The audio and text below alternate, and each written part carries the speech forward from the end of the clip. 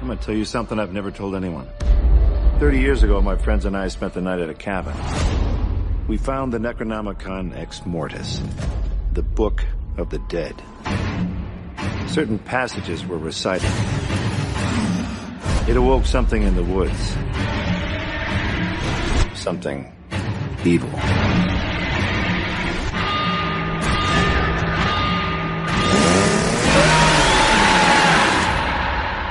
I was the only one to escape. But now, the evil has found me. Hello and welcome to the Ash vs. Evil Dead podcast. This is the first episode of the Ash vs. Evil Dead podcast. I'm very excited. I'm one of your hosts, JP, podcasting out of southwestern Pennsylvania. And joining me today is Kyle Thomas, the host of the X-Files podcast. And he's podcasting out of South Carolina. What's up, buddy? What is up? Yeah, I'm podcasting out of upstate South Carolina, and specifically Anderson, South Carolina, which is a little town next to Clemson, if anybody's a football fan. But yeah, this is the first episode, JP. I'm pretty stoked on this. If you guys are like big fans of Evil Dead in general, I hope you guys are stoked as well. This is the new series, Sam Raimi's series of the Evil Dead. This is the new Ash vs. Evil Dead. So pretty stoked. I mean, what do you think, JP? Yeah, I am as well. This is a show that I've been interested in. It did debut in October 31st of 2015. I actually didn't catch it until this week. This was the first week that I actually watched it.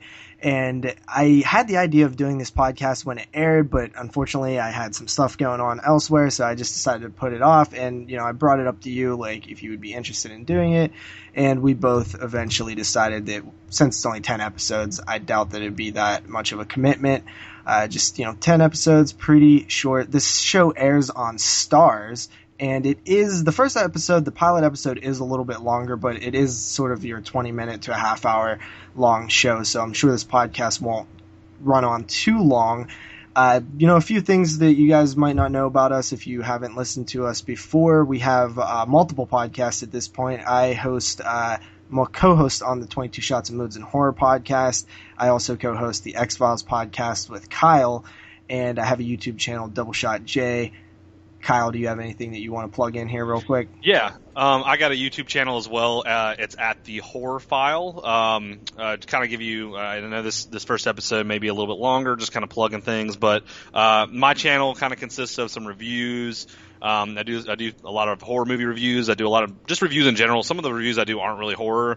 I have a couple of different series on my channel. I do a Video Nasty series. I do a Disturbing Movies series. Just several different series based around different things. And I know JP does a lot of similar things on his channel, over at his channel. You have some MMA reviews and things of that nature, correct? Yes, I actually cover some MMA over on my channel. I want to cover a little bit more, but it's just here and there. So, Kyle, this thing that we're doing here, just so to catch everybody up, basically, we're going to be just kind of recapping, reviewing, not really full breakdowns, but there absolutely will be spoilers. We will spoil everything in the TV series because you can't really talk about, say, episode 3 without talking about the ending of episode 2 or whatever. So there will be spoilers. Yeah. We encourage people to see the show before actually listening to us, but if you don't want to, then whatever. And I think that this show is going to be pretty short. We're just going to give our opinions on each episode.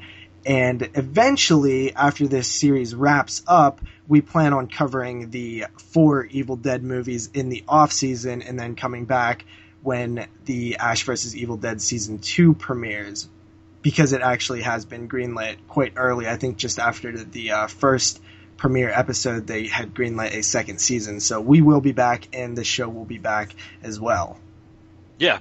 So, yeah, I mean, like you said, I mean, it's really hard to kind of do a podcast on a show that the episodes are 20 minutes long. I mean, not hard to do the podcast, but hard to not spoil anything. I mean, you got a 20-minute show, things are going to get spoiled. And honestly, hopefully you guys are following along. Either haven't seen the episodes, you're going to follow along with us, or, hell, maybe you've already watched episodes and you want our opinions on it. We definitely want to let you know. So, encourage you guys to either follow along either way or just let us know. Let us know what you think about the episodes. We will be posting these on each of our YouTube pages, as well as I believe JP, we're going to be getting an iTunes feed for this possibly. Yeah, most likely we'll have an iTunes feed. I'll probably talk to Jason over at horrorphilia.com and see if he wants to host a show, and if not, we'll put it on the 22 Shots of Moods and Horror website, which is 22shotsofmoodsandhorror.com. So Kyle, I got a question for you actually, because I have never been the mega Evil Dead fan that a lot of horror fans are. There's a lot of camps that are either purist Halloween fans, that's their favorite horror movie. It seems like there's a ton of people just love Halloween.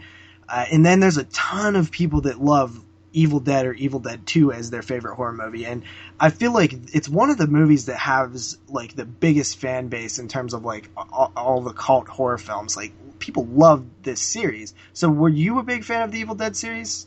I was a fan. I wasn't like the hugest fan of the Evil Dead series. I love the Evil Dead movies. I do like all of them. But I never really was. I think that I do own. It's kind of funny. I do own all of these movies, other than the remake. I own all three of them on VHS still. I honestly don't even own these movies on. Well, I tell you about. I own Evil Dead 2 on DVD. I don't own the other two on DVD. I know that everybody owns Army of Darkness. I actually don't. I own it on VHS. But I was never the hugest fan of Evil Dead. I always loved the first movie for its atmosphere. I loved the second movie as well. But I was just kind of one of those people that were like, Evil Dead's cool. I like it. It's not bad. But I was never like a huge like fanboy of it, I guess. I think one of my favorite actors is Bruce Campbell.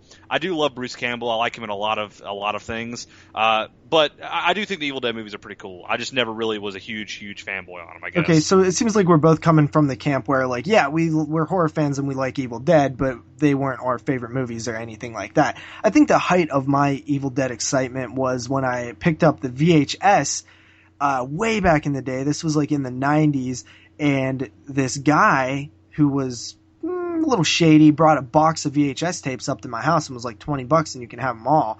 And there was stuff in there like the 4 Omen films, the 2 Dr. Phibes films. They were all horror films, and I mean there was just probably 30 VHS in there that I got for $20 back in the day, and they had Evil Dead 2 in there, and it was the one with the just skull cover. And I remember watching it and thinking that it was so cool, dude. I remember like just loving it. Like, this is I've not seen anything like this.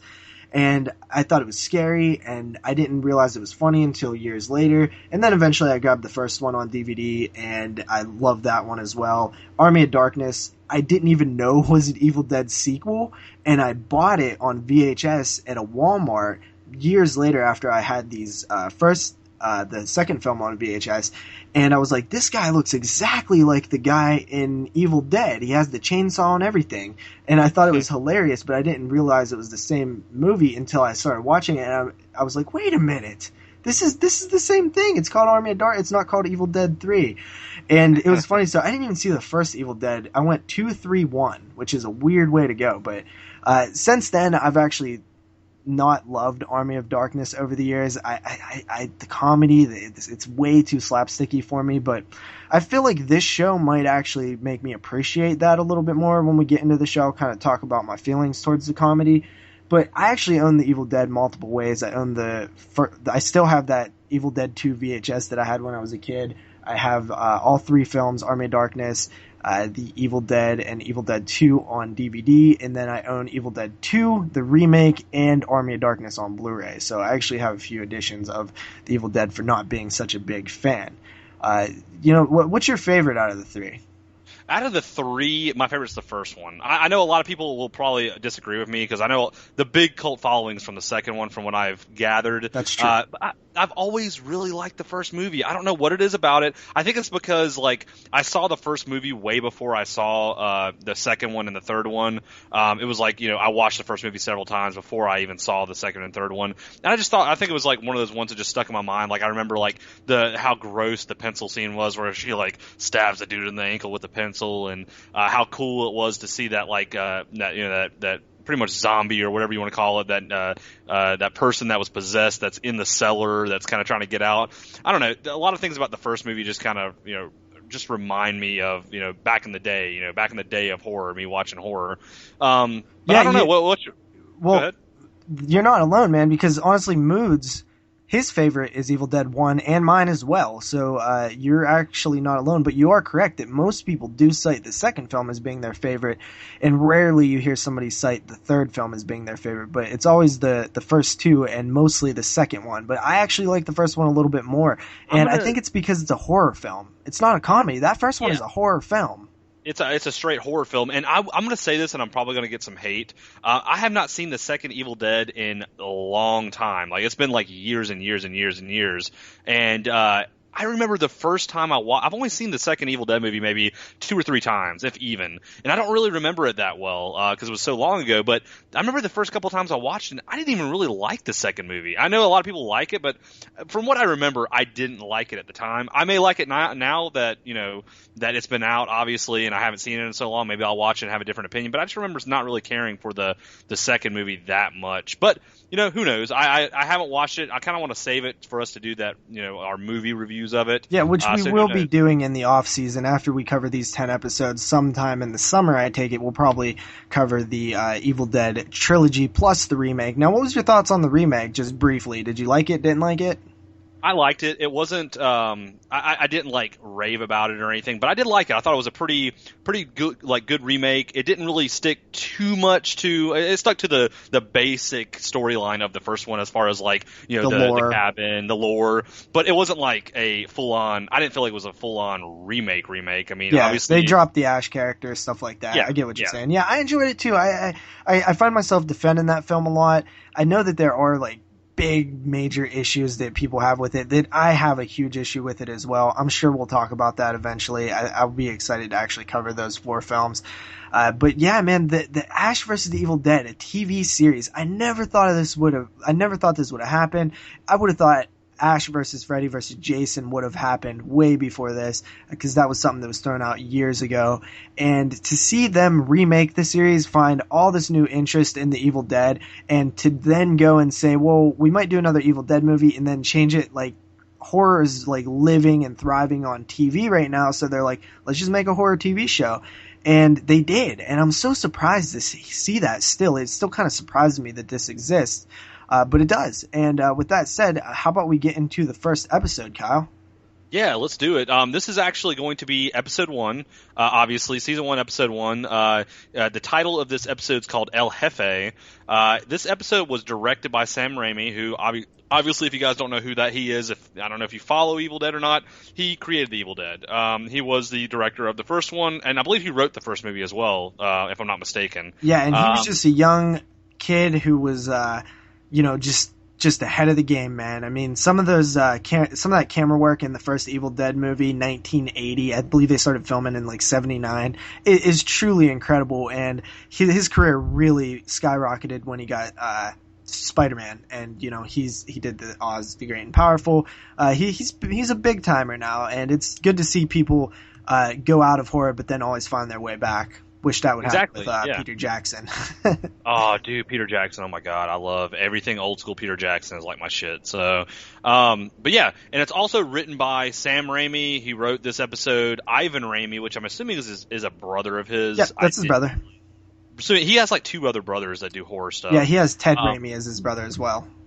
Yeah, and Tom Spezialy. I'm not really sure who he is. But they all 3 wrote this episode. I'm assuming it was a group effort because obviously they want the pilot to be a good pilot so people will watch. The air date for this episode was not very long ago. It was October 31st of 2015, and it had 0.437 million viewers. So yeah, which we don't know if that's high or low for a network like Starz. I assume it's pretty solid, but I'm not 100% sure. I mean, that's 437,000 people. I mean, it seems pretty high for. I mean, Starz is a paid network, so you have to pay to have Starz. So I would assume that's somewhat high, but at the same time, you could probably look up Game of Thrones first episode and be like, oh wow, that's because HBO was a paid network too. So I don't know for Starz, like you said. I don't know really much about Starz. Yeah, we probably have to do some research and look into that and see what that average for a TV show would be at a time slot that late at night. I think it was midnight when they premiered it, and just how much traffic that network really gets. But it had to be somewhat successful, as it did get very positive reviews, both critically and fandom wise, and it also did get renewed after just the next day after the premiere. So I mean, I'm assuming it did pretty well. I think a lot of people know who Bruce Campbell is now. I mean, he was kind of like a B-rate actor, like a no-name back in the day. Yeah, I mean, he's done some TV stuff, and I think he's done like Law and Order or something. Like I know he kind of funneled into the mainstream a little bit. He was in the Spider-Man films, cameos and stuff. You can look at him and just tell who he is. Like a lot of people can just see his face and be like, "Oh, I know who they do." Even if they don't know his name, they're like, "Oh, I've seen that guy before." You know what I mean? He's just one of those people. He has a very familiar face as well. But yeah, do you want to go ahead and get into the synopsis a little bit of the episode? Yeah, well, the first thing I want to say is the way that this episode opens is it looks like Ash is gearing up. Like in just seeing that, you're like, whoa. And then it turns out that he's putting on, I don't know what those things are called. They like squeeze your stomach to make you like skinnier. It's a corset. A corset, yeah. So he's living in his trailer and he's just, kind of old now and he looks a little cheesy, maybe a little sleazy, kind of just didn't really go to the, become a lawyer after the Evil Dead. Yeah, I was going to say, he didn't really, he's just kind of he's living in like this like trailer or like, I don't know, it's not a trailer, it's like a camper. It's a mobile home.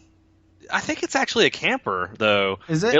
I'm pretty sure it's a camper because it's still a mobile home. Well, yeah, true. It's like hooked to the back of like another car, like his car. It's like in a trailer park or something like that. But so he decides to go out to the bar, and he's still missing his arm, or his hand rather. And there he sees a lady in which he tells this like schlocky ass story where he saved a kid or something. That's how he lost his hand. And the next thing you know, he's banging her in the bathroom, which I thought was interesting because the Evil Dead there wasn't a lot of sex in the Evil Dead series. Yeah, there really wasn't. And this is like hardcore, just like, banging her. There was some in the first movie, but like the second and the third movie, from what I remember, there wasn't really. And it's something I will say before we kind of go any further. You can kind of tell within the first like 10 minutes of this episode, well, not even the first 10, maybe the first 5. Maybe the first 2. Yeah, it's really geared toward like Evil Dead 2 and 3 fans, more toward like the comedy aspect of Evil Dead. It's not it's got horror elements to it, but it's like a horror comedy TV show basically. Yeah, it's 100% comedy with horror elements for sure. It's a comedy. Yeah. And right away he's like banging this girl, and then there's a flash of her in the mirror that's like straight deadite. And I just love the moment where he's like, wow, I thought I saw something that I haven't seen in 30 years or something, And I was like, okay, so Ash is like super old. It's obviously that he hasn't had any Deadite or Evil Dead problems in years. And I like that there's that callback to the original series that it like, hey, I've been just living my life sleazily the past 30 years and everything's fine. And that's so typical of Ash too. Yeah, exactly. And I was like, and he kind of shook it off. Like a lot of the times with Bruce Campbell and Ash in general, the character Ash, whenever he like realizes something, it's still kind of comedic because he kind of like brushed it off and then he made a joke about it, and then like he kind of like cuts out and he goes back to his camper. So he doesn't really dwell on it, but he kind of makes a joke about it, and then he's like, hey, I guess we could finish real quick, and then he goes back and like starts having sex with her again. Yeah, it's pretty fun. Super awkward and funny looking too, because like they don't show much skin or it's not, you can't even tell that Ash would have his penis out. Yeah. So it's just funny. He just goes right back in there. Oh man. But it's funny to see because he has obviously his hand's cut off and he's got like fucking wood hand and he's like slapping her ass with a wood hand. It's pretty fucking funny. But yeah, it kind of cuts out at this point. He goes back to his camper, and he like runs. He's trying to find the Book of the Dead, Necronomicon. Necronomicon, yeah. So he obviously has it in in his camper. It's kind of locked away. He picks it up and he's like, oh, he's kind of relieved to see it. And after seeing that kind of flashback to that, that Deadite, and all of a sudden he kind of pulls out like a little baggie and it's got weed in it. And then he remembers having this like hazy night where he was with a young woman, and this woman had him read her some French poetry, which was he started reciting the words from the Necronomicon. And so he did this to himself, and he's like, fuck. Like, shit, what the hell did I summon? And then it kind of cuts off and obviously shows the intro to the show. Yeah. And then at that point, I believe it shows the two police officers at that point kind of investigating some strange occurrences that are happening at this like mansion. Yeah, spooky old house. Spooky old house, and this is Amanda Fisher, which is the one police officer. She's obviously a woman, and then her partner is with her. And not to get too far, delve too far into what's going on in the house, because there's really not a whole lot of detail of what happens. They go into the house, into this mansion. There's a lot of strange noises, and then all of a sudden, the partner, which is the male partner, he kind of starts shooting, and he ends up getting impaled on like a deer horn or something that's hanging up in the house. Yeah, just a mounted deer head. Mounted deer horn. And all of a sudden there's like a bunch of deadites that are just kind of surrounding Amanda Fisher. She's shooting at them. Partner becomes a deadite and tries to kill her. Then but she, it has one of those classic moments where normally how the deadites kind of can transform and do things and get inside your head. He like transforms into his normal self and he's like, please, don't kill me or whatever. And she's not buying it. She caps him. And stuff like that. We get the sense that Amanda might be an important character as the series goes along. Then we are back with Ash. He goes to work, which sadly was not the S-Mart. Did you notice that? Yeah, it's like some like department, like electronics store. It's or called something. Value Stop. But back in the Evil Dead 2 and Army of Darkness, Ash had that famous line, shop smart, shop S-Mart, because he was a S-Mart employee. And I don't know what happened with that. I don't know if there's like an actual S-Mart now, or there was a S-Mart and they couldn't get the line to that. But I was extremely disappointed in that. I was kind of disappointed with that too. And the place that he's working in kind of looks like a Sears or like a Best Buy or something. There's like no groceries. Obviously, it was a grocery store, and they didn't even try to make it like similar to S-Mart at all. It was just like a weird, like kind of electronic, like appliance store kind of deal. And this scene is where you're first introduced to Pablo, which is the basically secondary main character, which becomes Ash's kind of best friend. Yeah, he's kind of like his side. I think he's kind of gonna go as like the sidekick role. Yeah, he's kind of like a sidekick. And honestly, you want to know who he reminds me of? Who? He perfectly reminds me of this character. Does he not look like a Spanish version of Kramer from Seinfeld? I never watched Seinfeld, so look up a picture of Kramer. I know what he looks like. Yeah, he looks like fucking Kramer with that hair, but I don't know. That's just like what I was thinking the first time I saw him. Like, what is up with this guy's hair? It's like his hair's eased up. It's crazy. Pablo is one of those characters where he really kind of looks up to Ash, you can tell, or he respects him, and although nobody else in the world probably respects Ash and probably thinks he's kind of a waste, Pablo looks at him like he's cool, man. He's like the cooler older dude, and he makes the place fun. And Ash is just sort of a slacker. Really, he's a 50-year-old slacker. Exactly. Yeah, Ash is kind of like this kind of guy that you would kind of guess that he'd be living in his mom's basement or something, not really doing anything with himself. But there's a funny scene when he actually asks the boss if he can get his check a little early. Oh yeah, and his boss isn't having it at all. And then he's like, "Hey, by the way, take those light bulbs out back and don't break them." And of course, Ash just drops. They just start dripping out, and it's just like. Yeah. And I honestly thought that was funny, man. And that was about the point where I was like, you know what, man? At first, I was a little worried about this series. When I saw the trailer, I was like, dude, I wish they would have just made a horror series. But this was the right call. I was wrong. This is a really funny show. And even though I would appreciate if it was more of a horror show, because I love horror straight up, this is the right way to do this show. It really is funny. And I gotta say, right away, seeing Ash back in action, picking up 30 years later, however long it's been since the last Evil Dead, and getting right into that character, I loved that, dude. I really did. And it brought back, it was very nostalgic for me. And just to see Ash still being Ash, maybe granted he's a little bit even more over the top now, maybe not than Army of Darkness, but he definitely is very comedic. I still like it, dude.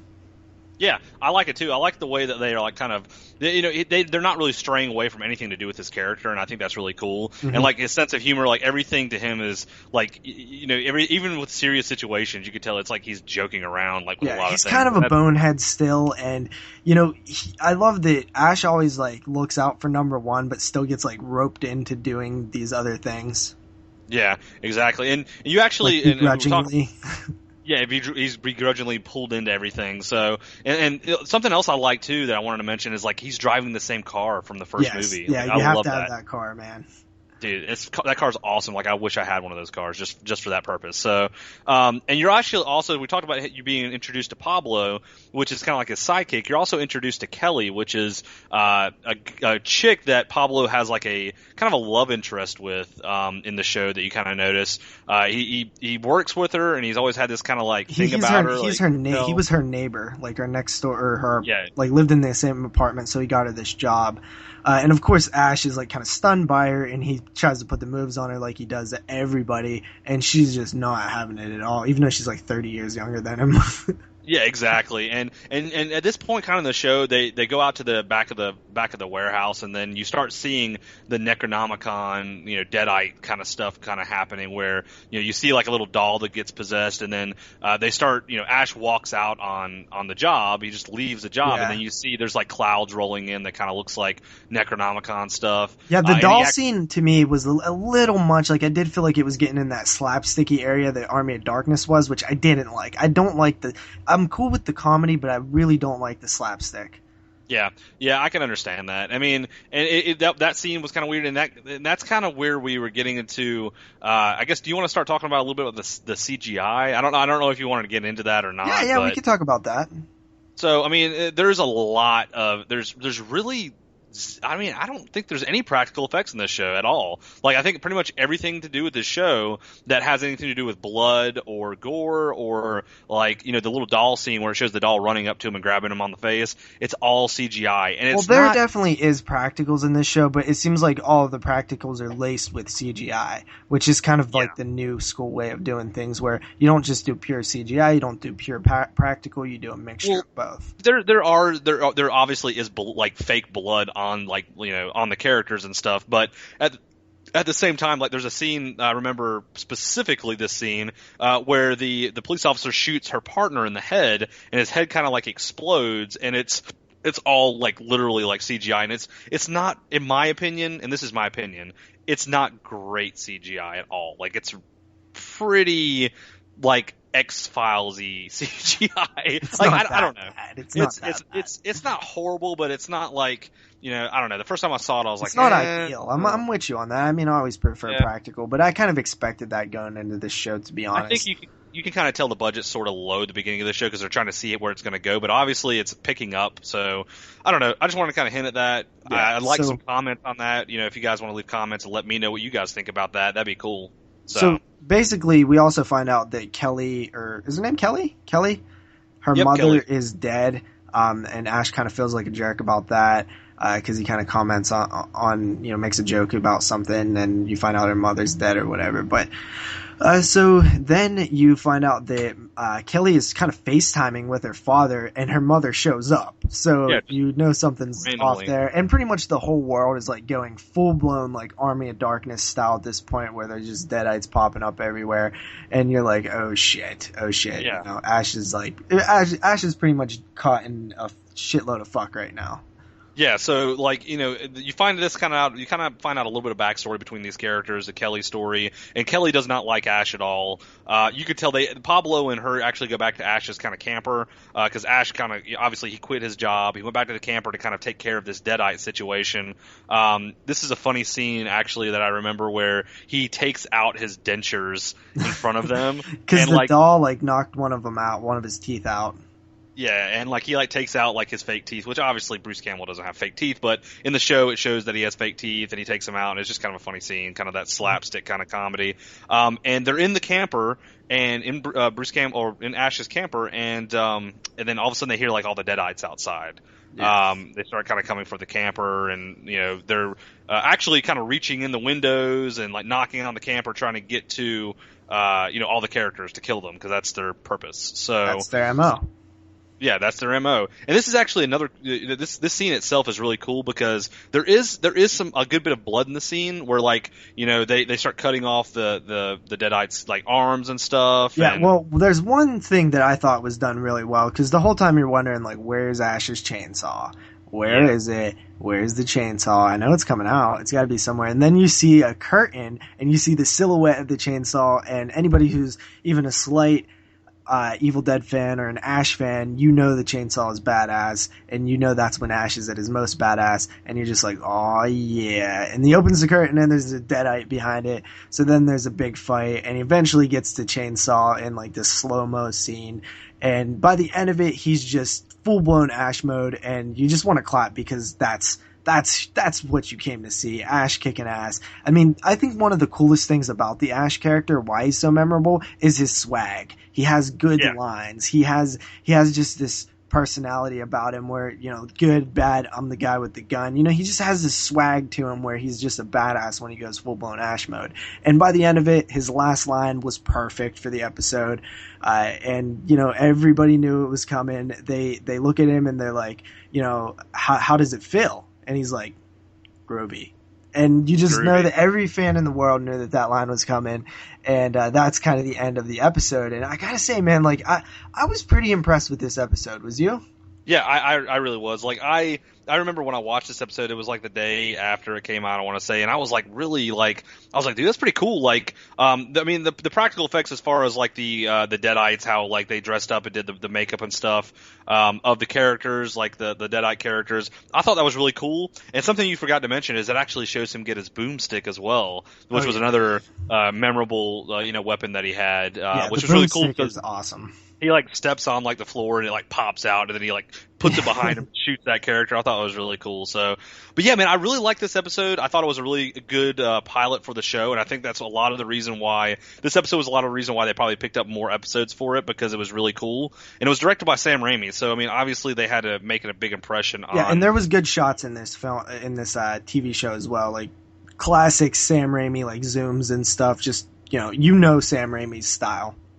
Yeah, exactly. He has that specific kind of directorial style. You know, obviously you remember like the scenes of the woods whenever like the camera's going through the woods and stuff. You see that kind of stuff, you know, kind of going on in the episode. But yeah, my opinion, I thought it was great. I thought it was a pretty cool start to the series. The series seems to be picking up. I mean, from what I can tell, in viewers at least, you know, it looks like the second couple episodes kind of lost a few, but the newer episodes have gained more than the pilot. So so we will talk about that as well as we go forward. But I got to say, man, for the people who don't know kind of how we do this thing, you know, check out our X-Files podcast, because it's kind of a good explanation on how we break these things down and what we do at the end. I gotta say, man, after watching this episode, I really just wanted to watch like more. I was just like, I don't even want to wait next week. I just want to watch another episode. So I'm in it, man. I'm in it. I'm curious to see where it goes. This was the only episode I watched. I'm gonna hold off and wait till next week when we record again and talk about another one then. But I'm in it, dude. I like it. So people that don't know, we do these tier things that we started recently on the X-Files podcast, where we say, you know, is it a high tier, mid tier, or low tier episode? What would you say? I would say this is I would definitely 100% agree this is a high tier episode. No doubt about it. I mean, this is the episode that you're introduced to everything. He even talks about the original movie and like what the Book of the Dead is, what the Necronomicon is. You're actually even, you know, it gets stars. It shows her for a minute, Lucy Lawless in this episode, which is obviously Xena Warrior Princess from back in the day. I think this episode just had everything right about it, and I think it's going to be a pivotal episode for this season. So I'm pretty stoked. You know, I think, you know, it's going to be really hard to beat this episode with the next episodes. But, you know, we'll see. You know, we will definitely see and find out. Yeah, I also agree, man. This is a top tier episode for sure. I think that it had just enough in there for the fans of the series, you know, the callbacks with the car and the boomstick and the shotgun and the groovy line and, you know, just all the different things that Ash is known to do, his kind of boneheadedness and his begrudgingness. I think it was all there. I felt that they really didn't have a problem getting right back into character. I mean, think about it, dude. You stopped playing this character 30 years ago and just get in like and make it feel natural, like you're still the same person. I thought it was great, and I honestly was a little hesitant on this show. I wasn't really expecting to like it that much because I'm not a huge comedy fan, and I wasn't sure. But even the trailer did look pretty good, and I'm so happy with it. I really think that Evil Dead fans are gonna love it, and me being not the biggest Evil Dead fan, but is still a pretty decent Evil Dead fan, I love it. So this is definitely a top tier episode. Yeah, definitely agree. So, yeah, I hope you guys enjoyed the podcast, and I hope you guys stick around. Let us know what you thought. Give us some insight of what you like, what you didn't like. I'm definitely curious to hear some insight on these. And yeah, check us out. Check out JP. We're gonna post these on our YouTube channel, like I said before. DoubleShotJ is JP. I am the Horrorphile. And just definitely let us know what you guys think. All right, so that about wraps it up, guys. Thanks for checking us out. You can check us out at all the places that I mentioned previously. You can find links for them down below. That is Kyle. I am JP. We'll see you guys next time as we watch episode 2 of Ash vs. the Evil Dead. Peace out.